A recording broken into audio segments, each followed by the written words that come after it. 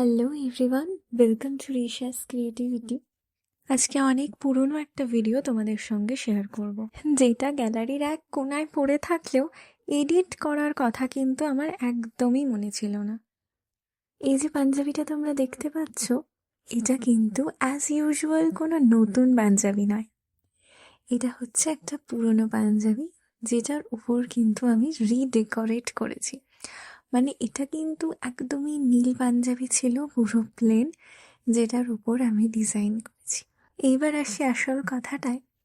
সেটা হচ্ছে সব কিছুরই তো হাতে খড়ি বলে একটা ব্যাপার থাকে, তাই না?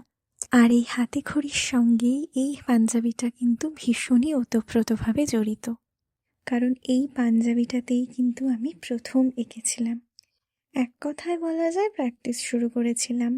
তাই এই পাঞ্জাবির আঁকাটা হয়তো নিখুঁত নয়, কিন্তু এটা কিন্তু আমার একদম প্রথম করা একটা কাজ। তাই এই পুরো কাজটা তোমাদের কেমন লাগলো সেটা কিন্তু অবশ্যই তোমরা কমেন্ট করে জানিও। আর এই রকম পাঞ্জাবি আঁকার জন্য কিন্তু তোমরা আমার সঙ্গে কন্ট্যাক্ট করতে পারো। আমি কিন্তু সরস্বতী পুজোর জন্যেও অর্ডার নিচ্ছি। এছাড়াও ব্লাউজ অথবা গাছকৌটো বা কুলো, এগুলো আঁকার জন্য কিন্তু তোমরা আমার সঙ্গে কন্ট্যাক্ট করতে পারো। আর এগুলো তোমরা পেয়ে যাবে ভীষণই অ্যাফোর্ডেবল প্রাইসে। আজকের মতো এইটুকুই। টাটা।